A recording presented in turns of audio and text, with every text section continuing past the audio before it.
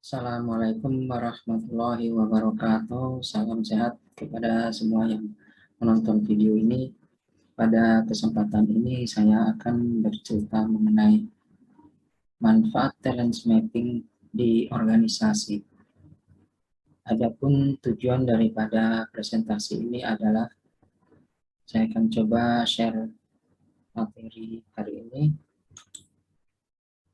Yang baik, tujuan dari presentasi ini adalah mendapatkan wawasan mengenai permasalahan yang sedang terjadi mengenai salah jurusan, dampak daripada salah jurusan, kemudian sedikit bercerita kembali tentang bakat dan talent mapping yang bisa menjadi solusi untuk mengatasi permasalahan salah jurusan, kemudian manfaat talent mapping di organisasi. Sebelumnya saya akan bercerita mengenai saya sendiri. Saya Tribroto, lahir tahun 20 Juni 1958 di Jakarta, pernah kuliah di psikologi Unpad dari tahun 78 sampai 84, mendapat gelar sarjana, kemudian menjadi pegawai negeri Badan Pengkajian dan Penerapan Teknologi dari tahun 1987 dan pensiun tahun 2018. Pernah menjadi tim seleksi BPPT penerima beasiswa luar negeri dari tahun 88 sampai 93. Kemudian melanjutkan studi magister di University South Australia Adelaide tahun 1993 sampai 95 di Human Studies. Dan tahun 2018 saya mengikuti pelatihan Talent Mapping Basic Dynamic Organization. 2019 mengikuti pelatihan NLP dan 2021 mengikuti 19 Days Advanced Exercise for Talent Mapping Practitioner. Dari data yang saya peroleh bahwa saat ini 87% mahasiswa mengaku jurusan yang dipilih tidak sesuai minat. Dan di dalam lingkungan tempat kerja, 71,7% pekerja memiliki profesi yang tidak sesuai dengan pendidikannya. Data ini diambil dari Indonesia Career Center Network dari Republika Co.id Februari 1919. Dampak daripada salah pilih jurusan itu untuk saat studi atau kuliah, dia emosional, tidak termotivasi, daya tahan terhadap stres menurun, tidak percaya diri, minder, kemudian dia menjaga jarak sosial, dan kadang juga ada yang agresif untuk menutupi kekurangan dan mencari perhatian lingkungan, kurang bersemangat menjalani kuliah, mengulangi mata kuliah, dan tentunya akan membutuhkan biaya tambahan. Dan pada akhirnya prestasi akademis tidak optimal. Dan bisa jadi kuliahnya berhenti di tengah jalan. Sedangkan mereka yang masuk di dunia kerja, mereka kurang bersemangat. Daya tahan terhadap stresnya juga turun. Dalam pekerjaan sering terjadi kesalahan, baik hasil maupun di dalam proses pelaksanaannya. Dan penyelesaian tugasnya terjadi kelambatan karena tidak mengerti, tidak bersemangat, dan tidak berkemauan untuk menyelesaikan dengan tuntas. Akhirnya kinerjanya tidak optimal. Bisa juga di tempat kerja berpotensi menimbulkan konflik atau kesalahpahaman dengan rekan kerja, dan dalam bekerja di dalam tim menjadi kurang optimal. Nah, untuk mengatasi permasalahan tersebut, di masyarakat kita ada dua pendekatan, pendekatan deficiency approach dan satunya lagi strength based approach. Kalau deficiency approach itu dicari permasalahannya, terus dibandingkan dengan idealnya, dilihat apakah ada gap, nah kemudian gap atau kesenjangan itu diisi dengan diberikannya pelatihan atau pengembangan dan perbaikan-perbaikan. Jadi fokusnya ada fokus filling the gap. Sedangkan strength based approach, personalnya dilihat pada dirinya, apa yang menjadi kekuatan pada dirinya, bisa dari observasi, bisa juga menggunakan assessment talent mapping. Dan informasi status karyawan itu dilihat dibandingkan dengan hasil talent mapping dan dilihat seberapa jauh bakat yang dimiliki yang dominan atau yang berpotensi untuk bisa dikembangkan mendukung pekerjaan yang sedang digeluti. Apabila jauh berseberangan, maka bisa dilakukan penempatan ulang, rotasi dan sebagainya. Nah, rekomendasi pengembangan akan diberikan berbasis data talent mapping. Misalnya, ditemukan karyawan itu suka berbicara, suka mempengaruhi orang lain. Dengan kata lain, dia suka berjualan, sales, atau marketing, tetapi dia ditempatkan di administrasi. Tentu orang itu akan merasa bosan di tempat itu, tidak menarik, karena dia lebih kepada orientasi outdoor dalam arti bertemu dengan orang, bersosialisasi, sementara administrasi itu lebih banyak indoor atau pekerjaan yang di belakang meja. Jadi fokus strength based approach adalah fokus pada kekuatannya untuk dikembangkan, diasah dan diperbaiki dan dimahirkan. Jadi manusia itu unik, ditentukan oleh 34 bakat. Sebenarnya manusia itu sudah dari lahir ditentukan apa bakatnya. Sebagaimana yang tertulis di Al-Quran, surat Al-Isra ayat 84, Kul kulun ya'malu ala zakilatihi farabbukum a'lamu biman huwa ahda sabilan. Katakanlah, tiap-tiap orang berbuat menurut bentuk dirinya masing-masing. Tuhanmu lebih mengetahui siapa yang lebih terpandu jalannya. Setiap manusia memiliki sakilah atau bentuk diri atau sifat kepribadian dan kecenderungan berperilaku. Setiap manusia memiliki sabilan, jalan hidupnya yang unik. Jadi di Al-Quran sudah disebutkan, kita sebaiknya mencari diri kita, bakat kita, dan itu jadi patokan kita untuk jalan sukses.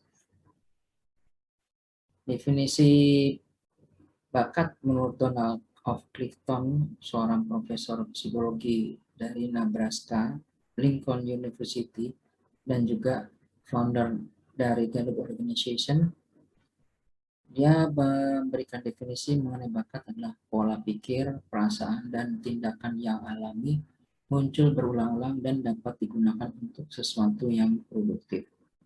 Dan penelitian dari Gallup Organization ditemukan ada 34 bakat yang berkaitan dengan kinerja dengan produktivitas. Talent mapping itu fungsinya fungsi deskriptif, itu menggambarkan pola pikir, perasaan, perilaku yang alami, sebagaimana tadi disebutkan definisi menurut Donald O. Clifton, dan juga fungsi lain ada prediktif. Jadi pola perilaku orang bisa diperkirakan muncul pada kesempatan tertentu, pada lingkungan tertentu yang membutuhkan atau dia membutuhkan untuk ekspresi perilakunya. Nah, pengertian talent mapping, dia merupakan asesmen kepribadian, bakat, jadi sifat-sifat yang produktif. Jadi dia bukan tes ability, tes kecerdasan, dan juga bukan tes psikologi yang lain. Misalnya tes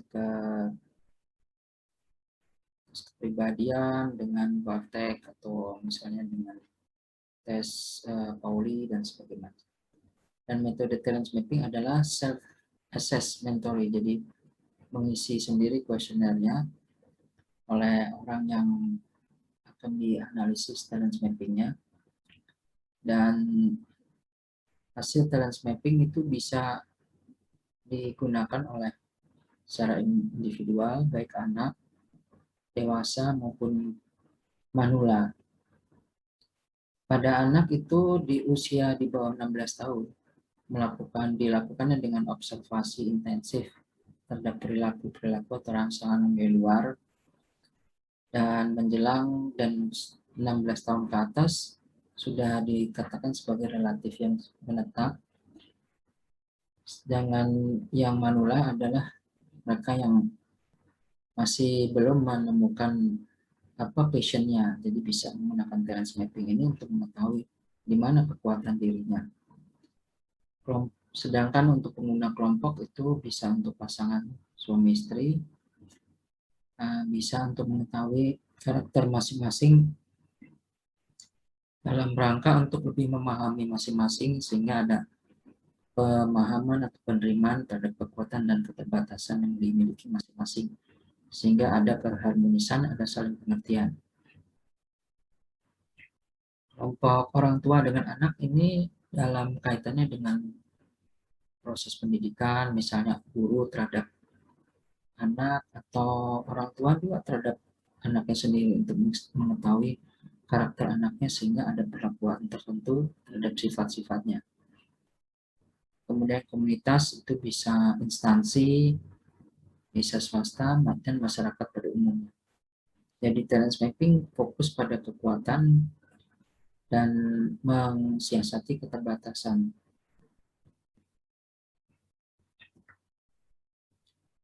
Beberapa hasil talent mapping akan saya tampilkan. Pertama, urutan bakat.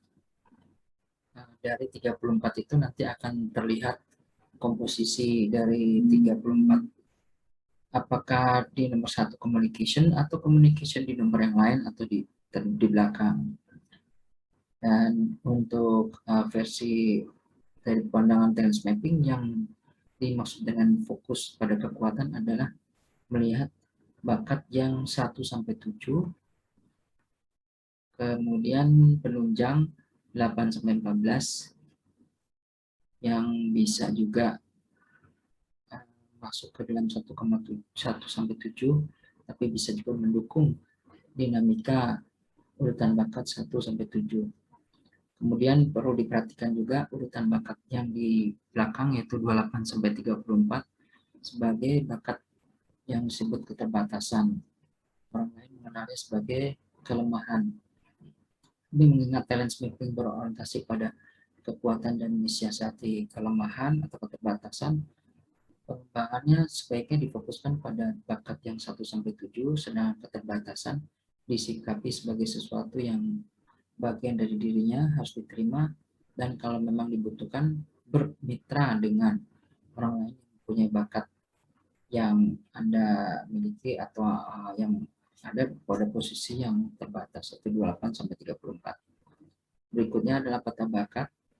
Di sini 34 bakat tersebar ke dalam 4 kelompok, yaitu thinking, untuk proses berpikir, influencing, mempengaruhi orang lain, dan writing berhubungan dengan sosial, dan striving berhubungan dengan usaha untuk merealisasi atau energi.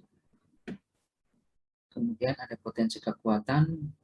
Di talent mapping dihasilkan 14 potensi kekuatan, yaitu aktivitas-aktivitas yang berpotensi untuk apabila kita lakukan, kita akan mempunyai potensi keberhasilan lebih tinggi dan kita merasa lebih kuat.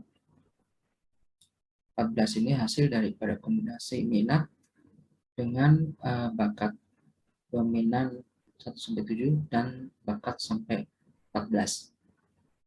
Strength cluster map menampilkan 114 aktivitas termasuk 15 bidang yang merupakan dibagi ke dalam 8 kelompok, yaitu networking, head, server, GE, technical, elementary, reasoning, dan thinking.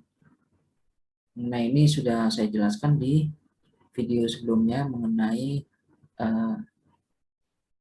talent mapping secara garis besar. Namun saya akan coba jelaskan lagi bahwa di dalam gambar ini terdapat kotak di dalam dan di luar. Ya, itu yang kotak apabila diindikasikan dengan warna merah maka intensitasnya tinggi, dan hitam intensitasnya rendah. Jadi kalau dua-duanya merah maka aktivitas itu bagus dilakukan, terampil, dan didukung juga oleh bakatnya. Dan sebaliknya, hitam aktivitasnya tidak cocok, tidak sukai, dan tidak didukung oleh bakat. Tampilan yang terakhir yaitu yang kelima, yaitu tipologi kekuatan. Di sini tampil 30 tipologi kekuatan dan ditampilkan dalam bentuk grafik batang. Ke kanan itu yang positif, warna merah, ke kiri waktu hitam. Puncak-puncaknya itu adalah personal branding yang ada di 5 di bawah. Disebut sebagai ciri khas dari orang tersebut.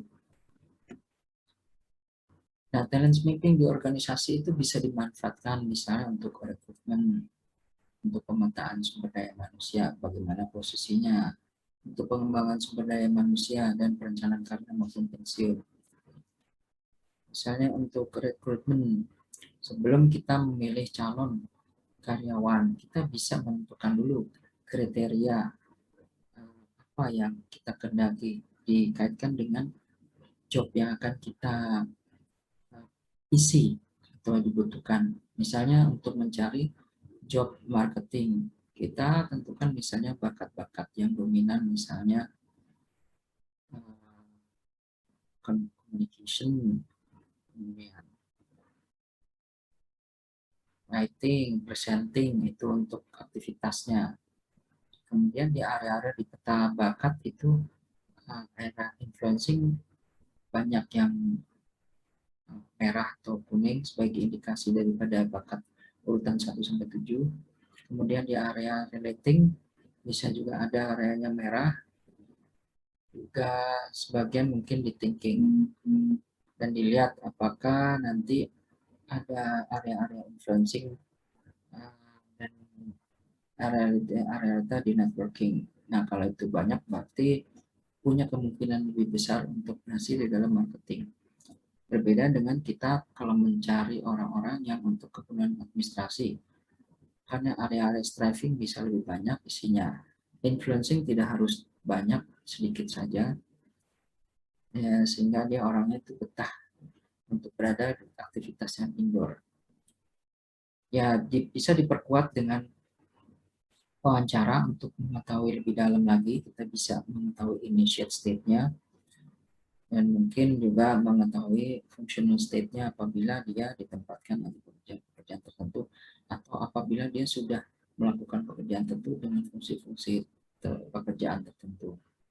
Untuk setelah itu kita diberikan rekomendasi apakah orang itu layak diterima atau tidak, sejauh seberapa jauh kecocokan atau bakatnya menunjang sebagaimana job yang akan dicarikan atau perlu diisi.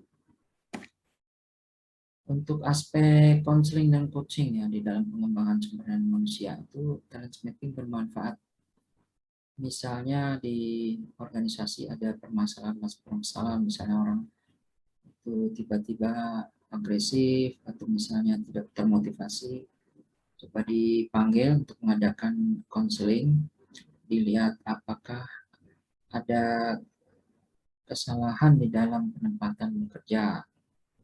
Ya, misalnya tadi contohnya dia ditempatkan di administrasi, ternyata dia merasa bosan di pekerjaannya, dan setelah dilihat di talent mapping ternyata dia bakat di marketing, di communication, atau mungkin dia bagus juga di humas. Nah, setelah dilakukan konseling, bisa diusulkan kepada manajemen agar orang tersebut pindah kepada unit yang lebih cocok sesuai dengan minat dan bakatnya. Bisa juga untuk membantu mengatasi permasalahan yang berhubungan dengan karirnya. Ya, misalnya kayak tadi contohnya dia sudah dipindahkan, dicocok atau ditempatkan di unit yang berhubungan dengan marketing. Nah, coba ditata ulang lagi, dia bisa menempuh jabatan-jabatan apa, diberitahukan, dan kemudian bisa diberi tugas-tugas sehingga bisa karyawan bisa membuktikan diri bahwa dia mampu dan bisa diprediksi jabatan-jabatan apa yang bisa diraih. Sedangkan untuk coaching, data talent mapping juga bisa memberikan panduan, misalnya di potensi kekuatan, di 14 potensi kekuatan. Misalnya seseorang itu menunjukkan communication ada di urutan 10. Itu bukan berarti dia atau misalnya di atas 14, bukan berarti dia tidak bisa berkomunikasi. Nah, mungkin ada standar minimal dari organisasi bahwa dia harus bisa mempresentasikan sesuatu. Jadi bisa saja diberikan keterampilan tambahan bagaimana dia mengkomunikasikan bahan-bahan presentasi sehingga dia bisa memenuhi standar minimal daripada standar organisasi. Jadi coaching itu adalah memberikan guidance untuk karyawan agar dia bisa mencapai standar skill atau pengetahuan yang dituntut oleh standar organisasi. Jadi sifatnya lebih pada pengetahuan dan skill, sedangkan konseling lebih non skill, lebih personal.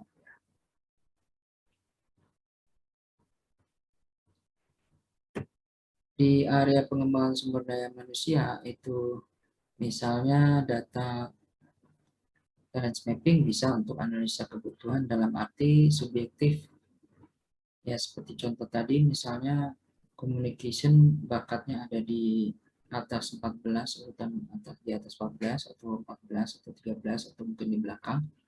Namun eh, organisasi menentukan bahwa setiap karyawan membutuhkan atau harus bisa melakukan presentasi dengan baik menurut standar perusahaan. Jadi ada suatu kesenjangan ya, yang karyawan tersebut bisa diberikan perhatian tambahan untuk memenuhi standar minimal. Jadi kemudian jadi bisa ada peningkatan pengetahuan, keterampilan dan produktivitas. Juga bisa membentuk etos kerja dan dari pembahasan konseling maupun coaching pengembangan sumber daya orang yang membuat orang yang merasa tidak termotivasi mungkin ada rekomendasi untuk ditempatkan kepada unit yang lain sehingga bisa membangkitkan semangat lagi, membangkitkan untuk berkinerja lebih baik. Dan tentu ada rencana pengembangan karya yang lebih baik. Nah, kalau untuk assessment center itu talent mapping digunakan untuk ikut serta menjadi bahan pertimbangan menentukan seseorang itu apakah layak dipromosi atau tidak. Yang dimaksud dengan assessment center adalah simulasi mengatasi berbagai macam problem di dalam suatu organisasi dari mulai teknis, non teknis maupun kompetensi. Nah, di situ akan diuji oleh berbagai macam pakar dan salah satu perspektifnya bisa berdasarkan pakar dari talent mapping. Jadi talent mapping data-datanya bisa dijadikan dasar untuk bahan pertimbangan apakah seseorang itu layak naik jabatan memegang pimpinan pada jabatan yang lebih tinggi. Promosi jabatan ini talent mapping dipakai, saya sendiri menggunakannya, menggabungkannya dengan data hasil tes psikologi. Jadi hasil tes psikologi dengan hasil talent mapping saya gabung di dalam menyusun laporan atau menemukan ciri khas daripada seseorang karyawan. Kemudian membandingkan dengan karyawan lain dan dari perbandingan dapat diketahui siapa di antara calon-calon yang layak mendapat promosi jabatan. Dalam penugasan tim talent mapping dapat digunakan untuk sebagai bahan pertimbangan untuk mengisi fungsi-fungsi di dalam tim. Jadi misalnya di dalam tim itu perlu seorang yang analisis, maka dicari orang yang bakatnya di area thinking maupun reasoning. Nah, kemudian tim itu membutuhkan orang yang sebagai leader, maka dicari orang yang banyak di area influencing maupun di aktivitas di area headman. Dan seperti itulah. Jadi komposisi grup bisa diisi dari bakat atau aktivitas dominan seseorang sesuai dengan fungsi dari atau tugas tim. Nah, ini adalah sebuah TM Talent Mapping Profiling. Ini salah satu software yang dibuat oleh PT Lead Pro. Intinya adalah merangkum daripada data-data semua talent mapping dari suatu kelompok, misalnya untuk satu perusahaan atau suatu grup tertentu. Di situ berisi data mengenai hutan bakat, potensi kekuatan, peta bakat, strength cluster map, tipologi kekuatan, dan mungkin data statistik rangkuman daripada seluruhnya.